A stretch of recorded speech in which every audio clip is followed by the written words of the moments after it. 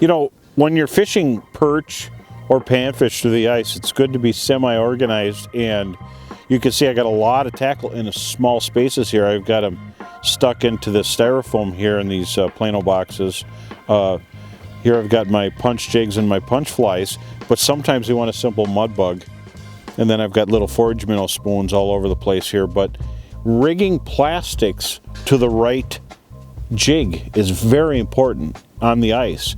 You know, we know it's super important in bass tournaments and walleye tournaments or people just fishing from a boat, but in the wintertime it is. You don't want to put your plastics on wrong. So let me show you something here. When I'm using a plastic, I really love using a skeleton minnow because it looks just like a bloodworm. And I got that right here, I could show you. I've got a little plastic, and let me get that off there. So what I have here is I have the skeleton minnow, which you can see it's got a ringworm head and the little fork tail. Really fragile bait, but fragile baits really move around in the water. There's all kinds of crazy stuff out there now, but I'm a back to the basics kind of guy. When I have fish coughing up bloodworms, and I'm seeing them with little white, kind of clear bloodworms coming out of them.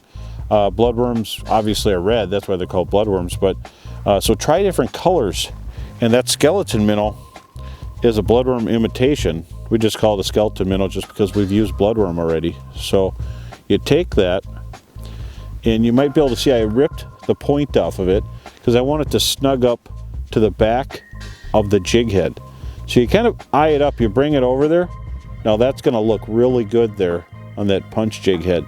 So you take the skeleton minnow, and this would be pretty hard to do in the dark or anything, and just kind of thread it through the ringworm head. So it's fairly user friendly. And now you've got a bloodworm imitation that's really fragile that'll drive the fish wild. The skeleton minnow plastic on a punch jig head, and you can see how lifelike that is. In the water, that's very important. Now, if you're in a spot that has a bunch of little bluegills or something like that, they're probably going to bite that tail right off. But when you put it down there on some big jumbo perch, they're going to inhale it. And that works well in open water also. It's not just an ice thing.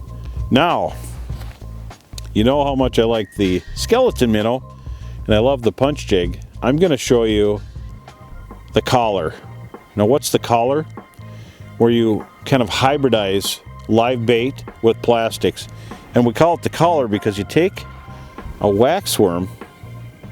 What I like to do in really tough situations is I'll thread the waxworm, and you don't care if you pop it, it doesn't hurt at all. And thread the waxworm all the way up to the head. Really push it on there. Then you take the skeleton minnow. This is really coughing up one of my deep secrets here of fishing. And you thread the skeleton minnow up there. And now you've got a live waxworm collar and a skeleton minnow tail. There's nothing more scrumptious to a big perch. That's a meal and a half for them. They're gonna love it. It's got all the scent and characteristics of what they want to eat. And I've done really well in clear water situations where the fish are really stubborn. From places from Minnesota to Idaho, I've used this.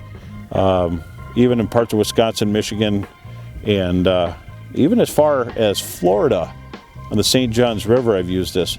So throwing that collar of bait on your jig, it doesn't just work in the ice, it works in open water. You can put a little chunk of a night crawler than the plastics. That's one of my favorite things, and you're seeing it here first.